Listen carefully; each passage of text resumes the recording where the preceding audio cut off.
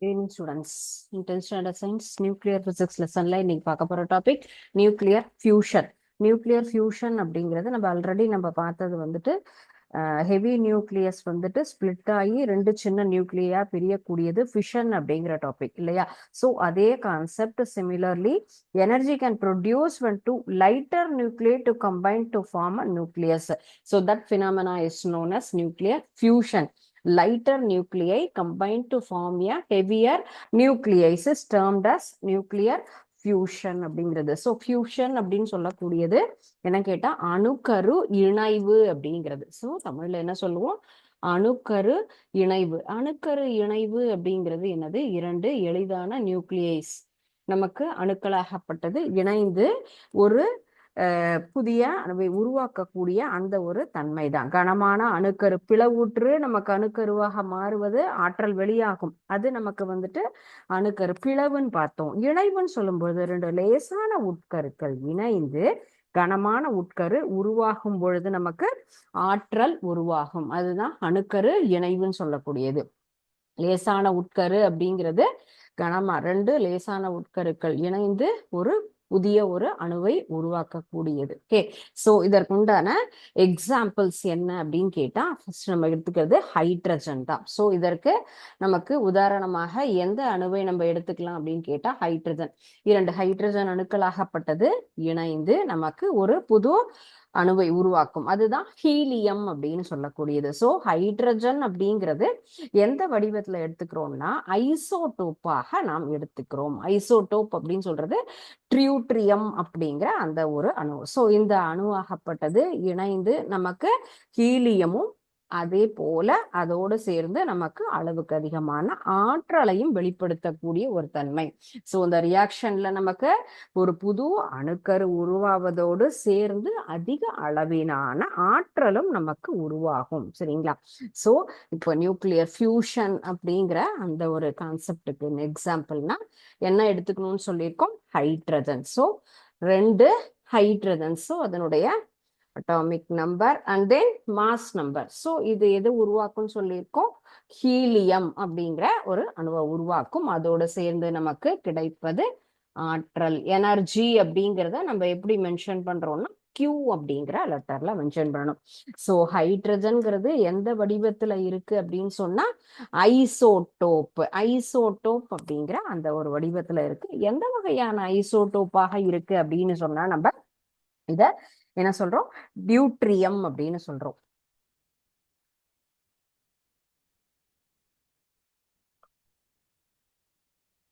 Deuterium அப்படிங்கிற வடிவத்துல நம்ம இந்த ஐசோடோப்பை எடுத்துட்டு இருக்கோம். So the process in which two lighter nuclei combine to form a heavier nucleus is known as nuclear fusion. Example hydrogen. So hydrogen நமக்கு எப்படி ரெப்ரசன்ட் பண்றோம்னா isotope of hydrogen, that is known as deuterium அப்படிங்கிறது. and then enormous energy also released in this reaction. much amount of energy அப்படின்னு சொன்னா 3.84 into 10⁻⁻12 joule. இந்த அளவுல நமக்கு ஆற்றலாகப்பட்டது எவ்வளவு வெளியேறுகிறது அப்படின்னு கேட்டா 3.84 into 10 மடங்கு நமக்கு -12 ஜூல் அப்படிங்கிறது தான். இந்த அளவுக்கு ஆற்றல் என்பது நமக்கு வெளியாகிறது. ஸோ நியூக்ளியர் ஃபியூஷன் அப்படின்னா என்ன? ஃபியூஷன்ங்கிற கான்செப்ட் என்னது? நமக்கு வந்துட்டு சாதாரணமா ஃபிஷன்ங்கிறது ஹெவி நியூக்ளியஸ் பிரேக் ஆகக்கூடியது, எனர்ஜி வரும். ஆனா லைட்டர் நியூக்ளியர் கம்பைன்ட் ஆகி ஒரு புது நியூக்ளியஸ் ஃபார்ம் ஆகிறது ஃபியூஷன் சொல்லுவோம். That is process in which lighter nucleus are combined to form a heavier nucleus. Example hydrogen. Hydrogen எந்த இதுல இருக்குன்னு கேட்டா நமக்கு ஐசோடோப்பாக இருக்கு. அது டியூட்ரியம் அப்படிங்கிற ஐசோடோப்பா இருக்கு. ஸோ இதுக்கு கரெக்டான ஒரு பிக்சரைஸ் நமக்கு இந்த ஈக்குவேஷனை இன்னும் கரெக்டா நம்ம என்ன பண்ணணும்? சரியான முறையில நம்ம இந்த ப்ராசஸை எழுதணும். ஓகே, எது கம்பைன்ட் ஆகுதுன்னு சொன்னோம்? Hydrogen. Okay, so hydrogen combined ஆகும்போது நமக்கு என்ன வெளியாகிறது சொன்னோம்? நியூட்ரான் அப்படிங்கிறதும் நமக்கு வரும். ஸோ ஹீலியம் அப்படின்னு சொல்லும்போது அதனுடைய atomic and mass number and then plus neutron and then energy. இதுதான் இதற்குண்டான சரியான ஒரு ப்ராசஸ். நியூக்ளியர் ஃபியூஷனுக்கு உண்டான கரெக்டான ஒரு ஈக்குவேஷன். ஸோ இதுல நம்ம பிக்சர்ல எழுதுறோம்னு சொன்னா proton and then neutron. So என்னது ரெண்டுமே நமக்கு கம்பைன்ட் ஆகும். Okay, proton and plus neutron and then again proton and then neutron. So இந்த ரெண்டுமே நமக்கு கம்பைன்ட் ஆகி 2 புரோட்டான் 1 நியூட்ரான். பிகாஸ் ஒரு நியூட்ரான் அப்படிங்கிறது நமக்கு என்ன ஆயிருக்கு, இதுல தனியாக வந்திருக்கு. அப்ப so 2 protons and 1 neutrons and then செப்பரேட்டா ஒரு neutron and then energy. So this is the right explanation about the nuclear fusion concept. அணுக்கரு இணைவு அப்படிங்கிற அந்த ஒரு செயல்பாட்டிற்கு உண்டான சரியான ஒரு விளக்கம் அப்படின்னு சொல்லக்கூடியது. அணுக்கரு இணைவு அப்படின்னு கேட்டா அதற்குண்டான வரையறையும் எழுதணும், அதற்குண்டான சரியான சமன்பாடு பிளஸ் இந்த மாதிரியான ஒரு படம். சாரி, இது இந்த மாதிரி என்ன பண்ணணும், கரெக்டான ஒரு ப்ராசஸா நம்ம இதுல எக்ஸ்பிளனேஷன் கொடுக்கணும். ஸோ இதுதான் அணுக்கரு இணைவு. அணுக்கரு இணைவும் பொழுது நமக்கு என்ன ஆகும், இணைவாகட்டும் பிளவாகட்டும் நமக்கு என்னன்னு கேட்டா அதுல இருக்கக்கூடிய சேயுட்கருடைய நிறை அப்படிங்கிறது 2 தாயுட்கருடைய நிறையினுடைய கூடுதலுக்கு குறைவாக இருக்கும். சோ இதுல வரக்கூடிய நமக்கு டாட்டர் நியூக்ளியஸனுடைய மாஸ் அப்படிங்கிறது பேரண்ட் நியூக்ளியஸுடைய மாஸை கம்பேர் பண்ணும்போது லெஸ்ஸரா இருக்கும். ஸோ அதுதான் சேயுட்கரு நிறைக்கும் அதே போல நமக்கு அந்த தாயுட்கருடைய நிறைக்கும் உள்ள நிறை வேறுபாடு அப்படின்னு சொல்றோம். ஸோ நிறை வேறுபாடு அப்படிங்கிற கான்செப்ட் என்ன அப்படிங்கிறது நமக்கு ஒரு question. That is mass defect. What is mass defect? So நம்ம ஜென்ரலா மாஸ் டிஃபெக்ட் அப்படிங்கிறது தனி கொஸ்டினாவும் இருக்கலாம், அல்லது நியூக்ளியர் ஃபியூஷன்ல நம்ம கேட்கிறோம்னு சொன்னா அதோட நம்ம என்ன சொல்லலாம், mass of the daughter nucleus form during the nuclear reaction. நமக்கு ஒரு புது நியூக்ளியஸ் அப்படிங்கிறது எப்ப ஃபார்ம் ஆகும், நமக்கு 2 லைட்டர் நியூக்ளியஸ் ஜாயிண்ட் ஆகும்போது டாட்டர் நியூக்ளியஸ்ங்கிறது ஃபார்ம் ஆகும் இல்லையா? சோ இது nuclear reaction, either fission or fusion. So இதுல எப்படி இருக்கும் அப்படின்னு கேட்டா இதனுடைய டிஃபரன்ஸ் மாஸ் எப்படி இருக்கும்னு கேட்டா நமக்கு டாட்டர் நியூக்ளியஸ்னுடைய மாஸ் அப்படிங்கிறது பேரண்ட் நியூக்ளியஸ்னுடைய மாஸை விட லெஸ்ஸரா இருக்கும். சோ இந்த ஒரு differentiation அப்படிங்கிறது தான். This difference of mass is called as mass defect. Mass defect is nothing but that mass of the daughter nucleus during the nuclear reaction lesser than the sum of the masses of parent nuclei. So parent nuclei மாஸை விட நமக்கு எப்படி இருக்கும், லெஸ்ஸரா இருக்கும். இந்த difference தான் நம்ம mass defect அப்படின்னு சொல்றோம். This mass is converted into energy. So mass என்னவா மாறுது, நமக்கு எனர்ஜியா கன்வெர்ட் ஆகுது. Mass is converted into energy. So that is called as நமக்கு என்ன எனர்ஜியா எடுத்துக்கலாம், mass energy. So mass is converted to energy means the difference of mass is known as mass energy. So the concept of mass energy is proposed by Einstein. எந்த ஒரு அறிவியல் அறிஞரால் இது கண்டுபிடிக்கப்பட்டது அப்படின்னு சொன்னா ஐன்ஸ்டீன் அப்படிங்கிற ஒரு அறிவியல் அறிஞர் தான் 1905 இந்த மாஸ் எனர்ஜி அப்படிங்கிறத கண்டுபிடிச்சாங்க. ஸோ இந்த relation between the mass and the energy அப்படிங்கிறத நம்ம என்ன சொல்லுவோம், E equal to mc squared. So இந்த ஈக்குவேஷன் அப்படிங்கிறது ரொம்ப important. Mass energy equation E is equal to mc squared. So C அப்படிங்கிறது velocity of the light. C அப்படிங்கிறது நம்ம என்ன சொல்றோம்னா இதனுடைய velocity of the light அப்படிங்கிறது இந்த இடத்துல நம்ம மென்ஷன் பண்றோம்.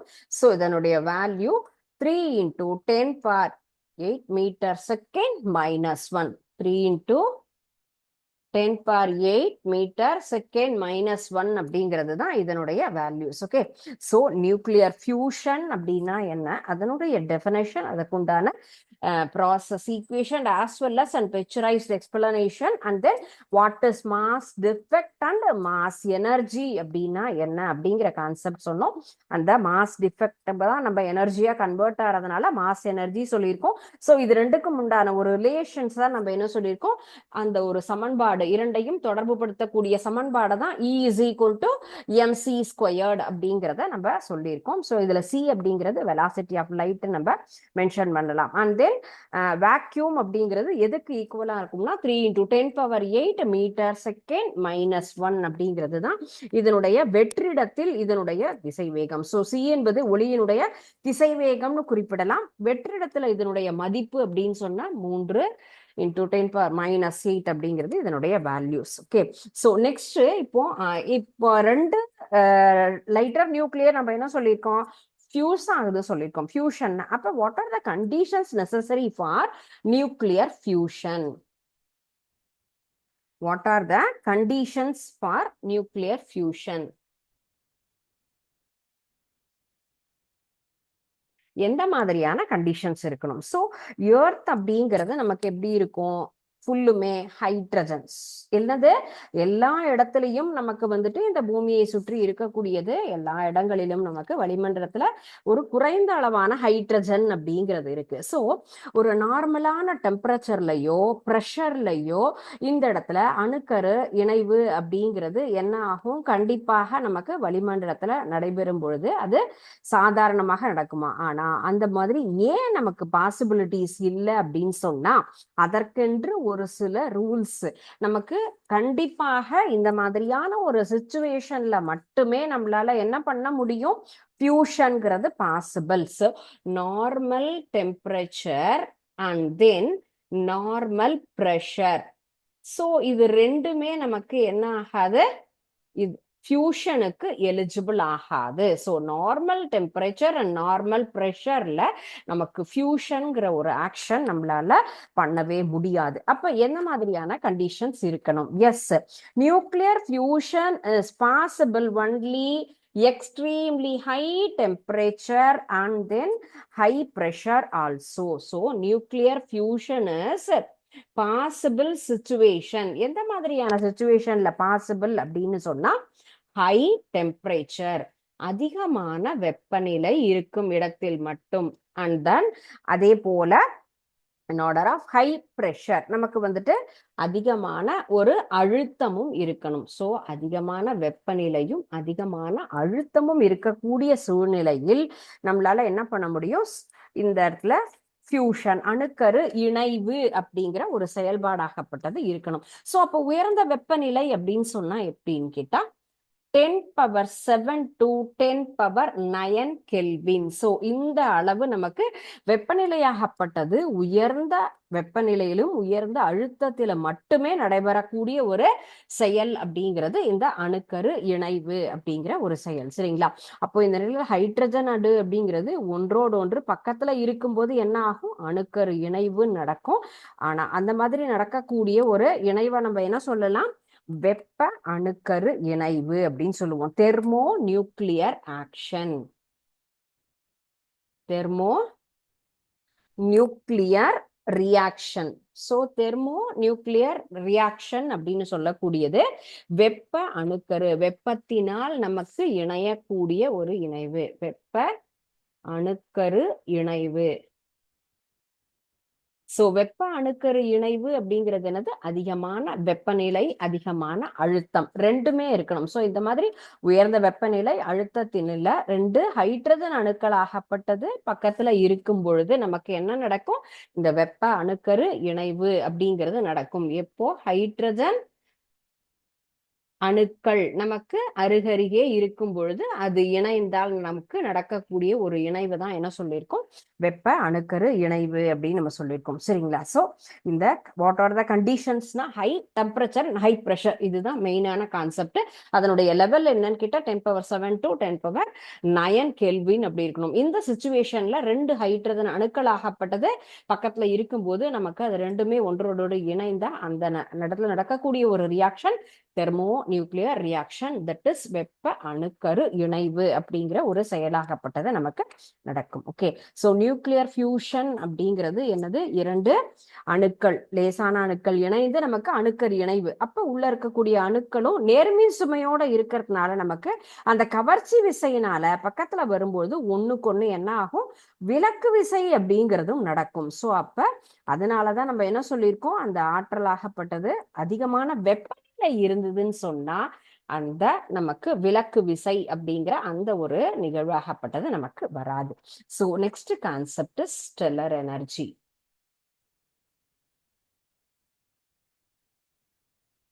ஸோ ஸ்டெல்லர் எனர்ஜி அப்படின்னு சொல்லக்கூடியது விண்மீன் ஆற்றல்.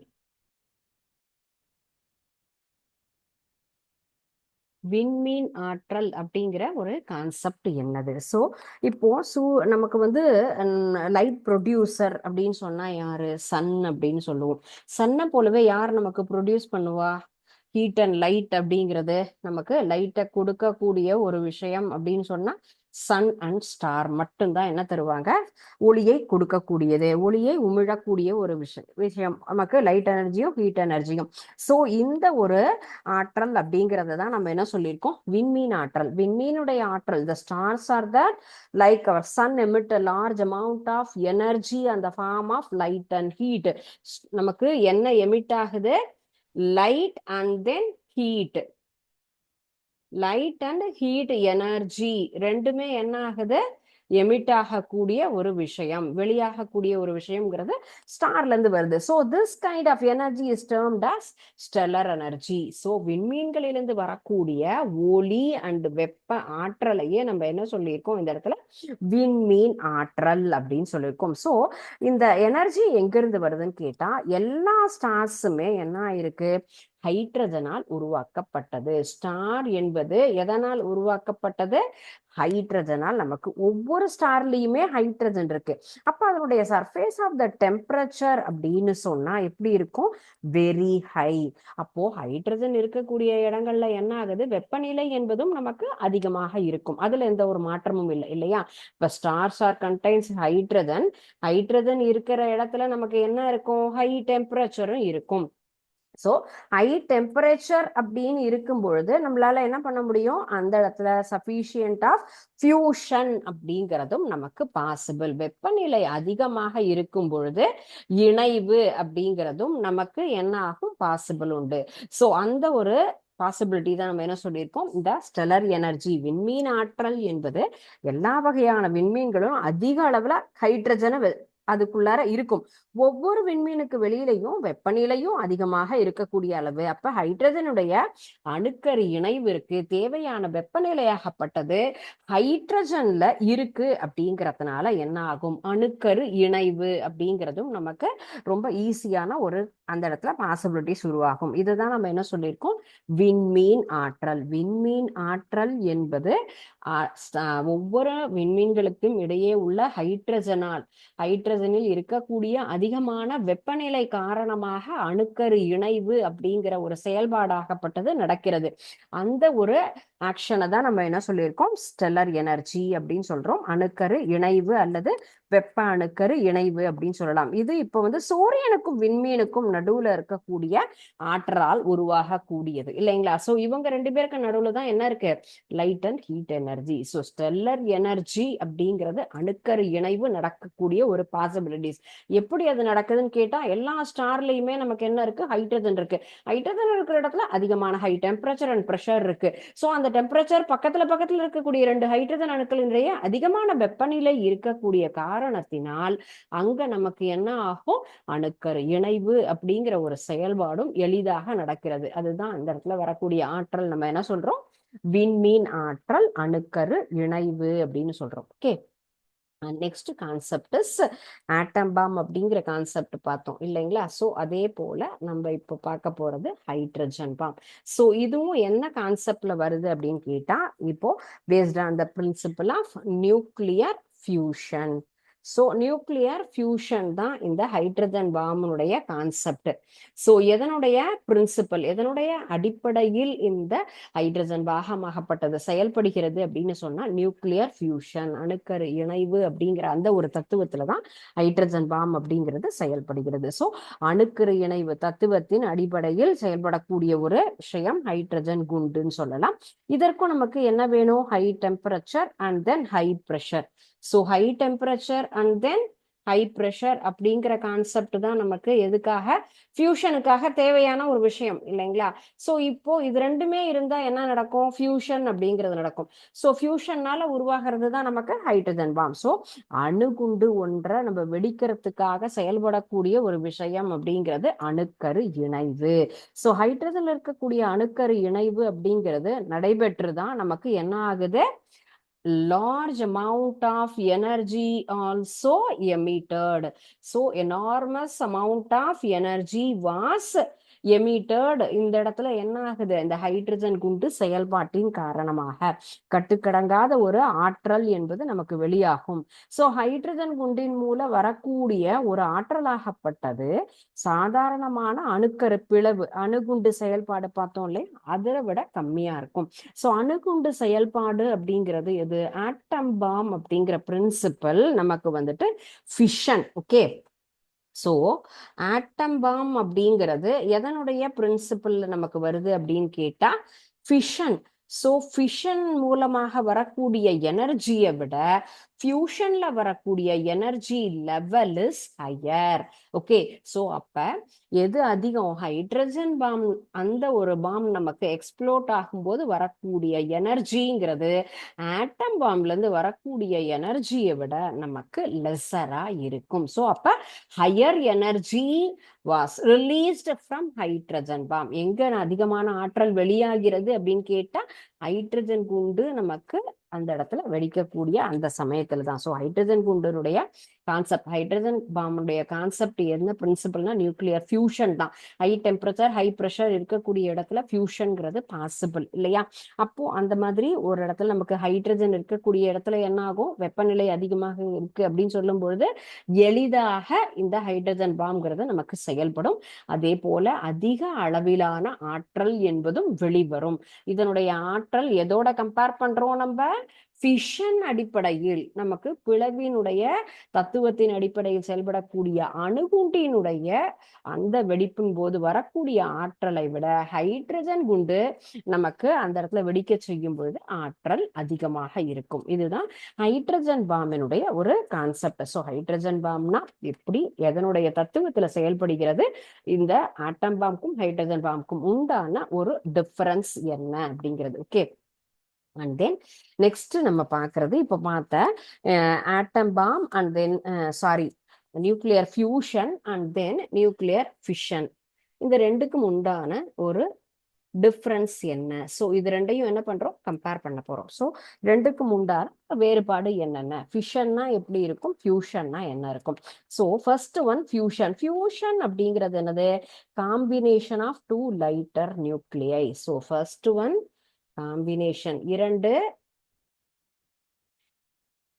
எளிதான nucleus, combination of two lighter nuclei, இரண்டு எளிதான உட்கருக்களாகப்பட்டது இணைந்து ஒரு அணுவை உருவாக்கக்கூடியது நியூக்ளியர் ஃபியூஷன்ங்கிறது. ஃபிஷன்ஸ்ங்கிறது breaking up of heavy nucleus,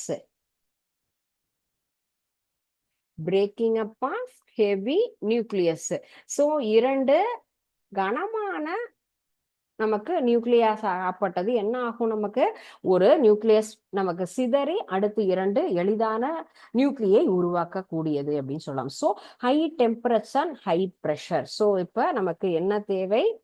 இதுக்கு high temperature and then high pressure ரெண்டுமே என்ன இந்த ஃபியூஷன் கான்செப்டுக்கு தேவை. But can be performed in room temperature. So அறை வெப்பநிலையிலேயே நம்மளால என்ன பண்ண முடியும்? ஃபிஷன் அப்படிங்கிற அந்த ப்ராசஸ்ங்கிறது பாசிபிள்.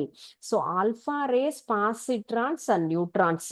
ஃபியூஷன்ல வரக்கூடிய ரேஸ் என்னென்ன ரேஸ்னா alpha rays and then positrons and then neutrons. So இந்த மாதிரியான ஒரு நார்மலான ரேஸ் இது எல்லாமே. But alpha beta gamma radiation அப்படிங்கிறது தான் alpha beta and then gamma rays அப்படிங்கிறது நமக்கு இந்த இடத்துல எமிட் ஆகக்கூடியது நியூக்ளியர் ஃபிஷன்ஸ்ல. ஸோ ஃபியூஷன் அப்படின்னு சொன்னா நமக்கு light and heat energy emitted. So இங்க மெயினா நமக்கு light and then heat energy அப்படிங்கிறது கண்டிப்பாக வெளிவரும் இல்லையா? இது ஆக்கப்பூர்வமாக நம்ம செயல்படலாம், லைட் அண்ட் ஹீட் எனர்ஜிங்கிறது. But fission leads emissions of gamma radiation. இதுல என்ன வருது நமக்கு? காமா ரேடியேஷன் அப்படிங்கிறது தான் இதுல நமக்கு அதிகமாக வருது. அப்ப இந்த இந்த இடத்துல வரக்கூடியது நம்மளுடைய ஜெனட்டிக் டிரான்ஸ்ஃபார்முக்காக இந்த ரேடியேஷன் அப்படிங்கிறது நமக்கு ஆபத்து விளைவிக்க கூடியது.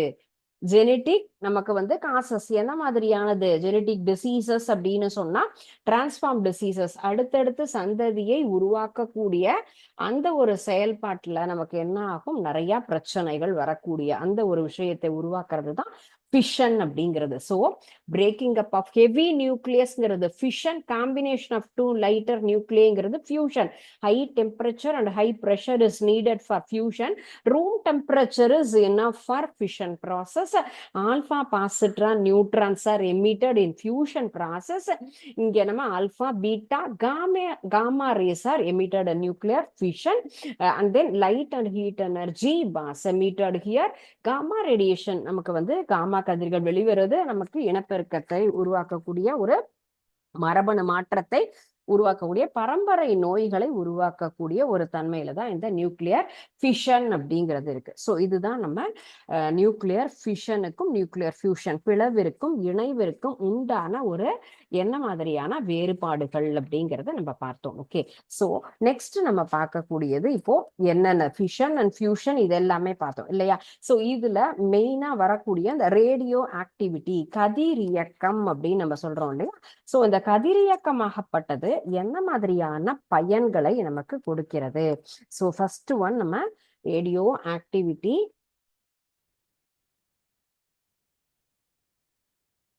கான்செப்ட். ஸோ ரேடியோ ஆக்டிவிட்டினா யூசஸ் ஆஃப் ரேடியோ ஆக்டிவிட்டி.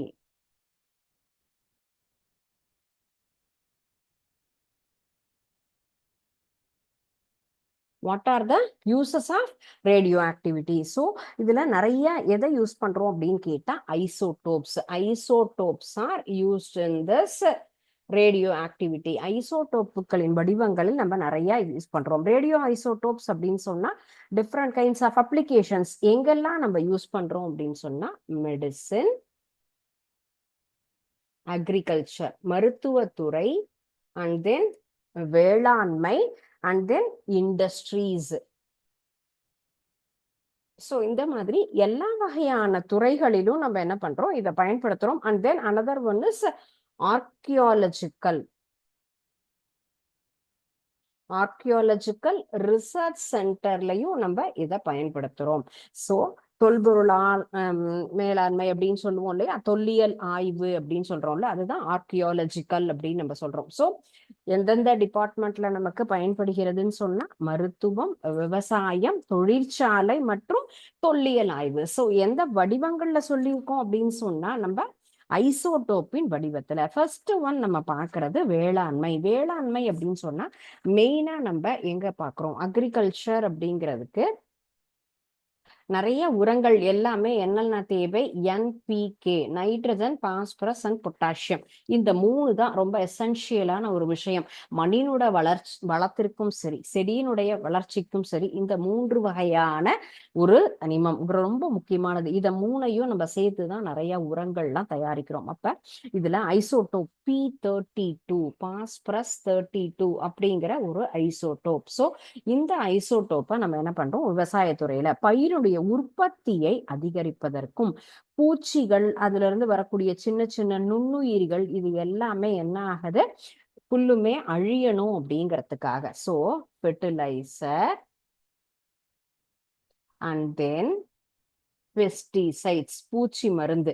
இப்போ இதை நம்ம பாதுகாப்பிற்காகவும் பயன்படுத்துறோம். கெட்டு போகாம அப்படின்னு சொல்லும் பொழுது ப்ரிசர்வேட்டிவ் அப்படின்னு நம்ம சொல்லலாம். ஸோ ப்ரிசர்வேட்டிவ் அப்படின்னு சொன்னா கண்டெய்னர்ஸ்ல நம்ம என்ன பண்ணிப்போம், ஃபுல்லா ப்ரிசர்வ் பண்ணி வைப்போம் பாதுகாப்பிற்காக. இப்போ அடுத்த ஒரு ஆண்டிற்கான விளைநிலை எல்லாம் என்ன பண்ணுவோம், பெரிய பெரிய கண்டெய்னர்ல மூட்டையில எல்லாம் பேக் பண்ணி அழகா குடோன்ல பேக் பண்ணி வைப்போம் இல்லைங்களா. சோ அந்த மாதிரி பேக் பண்ணி வைக்கும் பொழுது அங்க பூச்சிகளால் தாக்காமல் இருப்பதற்காக நம்ம என்ன பண்ணுவோம், இந்த கதிரியக்க ஐசோடோப்புகளை பயன்படுத்தி அந்த கதிர்களை அந்த இடத்துல நம்ம என்ன பண்றோம், யூஸ் பண்றோம். அந்த கதிர்வீச்சாகப்பட்டது அந்த பொருள்களை அழுகாமல், ஏதாவது ஒரு காய்கறிகளாக இருந்தாலும் சரி அல்லது தானிய வகைகளாக இருந்தாலும் சரி, கெட்டு போகாமலும் பூச்சிகள் வராமலும் தடுப்பதற்காக நம்ம என்ன பண்றோம், பாஸ்பரஸ் 32 அப்படிங்கிற ஒரு ஐசோடோப்பை பயன்படுத்தி நம்ம என்ன பண்றோம், பயிர் உற்பத்தியை அதிகப்படுத்துறோம்.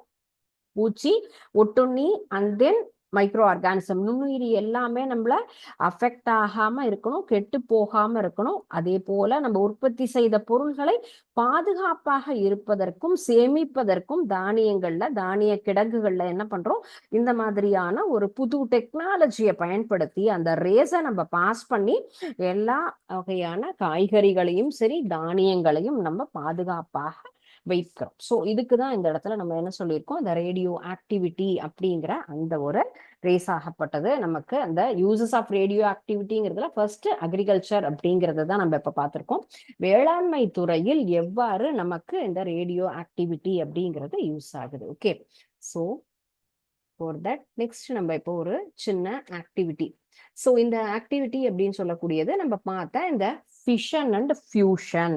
ஸோ ஃபிஷன் அண்ட் ஃபியூஷன் அப்படிங்கிறதுல இந்த இடத்துல ஃபர்ஸ்ட் என்ன பார்த்தோம், இது என்ன கான்செப்ட் நமக்கு, ஃபிஷன். ஸோ அணுக்கரு பிளவு அப்படிங்கிறது. ஸோ இங்க என்னெல்லாம் கொடுத்துருக்காங்க, neutron is absorb to unstable and other uranium 235, few neutrons released, uranium 235 nucleus, and then slow moving neutron due to daughter nuclei and then uranium 236. So இது எல்லாமே என்னது, இந்த இடத்துல அணுக்கரு பிளவு என்பது இந்த ஒரு சிறிய ஆக்டிவிட்டி மூலமாக நம்ம இதை கரெக்டா ஒர்க் அவுட் பண்றோம் அப்படின்னு சொன்னா ரொம்ப ஈஸியா என்ன பண்ண முடியும், கரெக்டா அந்த கான்செப்டை நம்மளால எளிதாக புரிஞ்சுக்க முடியும். சரிங்களா. சோ அப்ப ஃபர்ஸ்ட் நம்ம ஒன்னொன்னா என்ன பண்ணலாம், மேட்ச் பண்ணலாம். நான் வந்து உங்களுக்கு இதுல கரெக்டா மேட்ச் பண்றேன் பாருங்க. ஃபர்ஸ்ட் ஒன்னு என்னது, slow moving neutron. So first இருக்கக்கூடியது என்னது, இங்க இருக்கக்கூடியது மூவிங் நியூட்ரான் அப்படின்னு சொல்லலாம். Okay, and then next one நம்ம சொல்லக்கூடியது யுரேனியம் 235 நியூக்ளியஸ். சோ இதுதான் நம்ம என்ன பண்ணணும், இந்த இடத்துல ஃபுல்லும் இங்க பிரேக் பண்ண போறது, யுரேனியம் 235 நியூக்ளியஸ் அப்படிங்கிறது. ஸோ அதுல இருந்து என்ன வருது, ஆக்சுவலா நமக்கு பிரேக்கப் ஆகும் பொழுது அடுத்தது நமக்கு வந்து என்ன ஆகணும், neutrons are absorb to make the unstable. So அந்த ஒரு கான்செப்ட். ஸோ அன்ஸ்டேபிள் யுரேனியம் 236 அப்படிங்கிற அந்த ஒரு இணைவு தான். So uranium, so neutrons absorb to make the unstable uranium 236 அப்படிங்கிறது. ஓகே, சோ அதுல இருந்து நமக்கு என்ன ஃபார்ம் ஆகும், ஆக்சுவலா அதுல இருந்து நமக்கு ஸ்பிளிட் ஆகக்கூடியது யுரேனியம் 236 அப்படிங்கிறது நமக்கு இங்க என்ன ஆகுது, ஸ்பிளிட் ஆகுது. யுரேனியம் 236 அப்படிங்கிறது நமக்கு இங்க ஸ்பிளிட் ஆயிடுது. ஓகே, சோ நெக்ஸ்ட் அடுத்து என்ன ஆகும் நமக்கு, அதுல இருந்து ஃபார்ம் ஆகக்கூடியது, அடுத்து ஃபார்ம் ஆகிறது டாட்டர் நியூக்ளியை. சோ டாட்டர் நியூக்ளியை அப்படிங்கிறது நமக்கு இதுல நெக்ஸ்ட் ஃபார்ம் ஆகக்கூடிய ஒரு விஷயம். அண்ட் நெக்ஸ்ட் ஒன் அதுல இருந்து வரக்கூடிய என்ன விஷயம், நமக்கு நியூட்ரான்ஸ் அப்படிங்கிறது எமிட் ஆகும் இல்லைங்களா. So few neutrons R released here. So அந்த இடத்துல இருக்கக்கூடியது 3 நியூட்ரான்ஸ் அப்படிங்கிறது நமக்கு ஃபுல்லுமே அதுல இருந்து எமிட் ஆகக்கூடிய விஷயம்.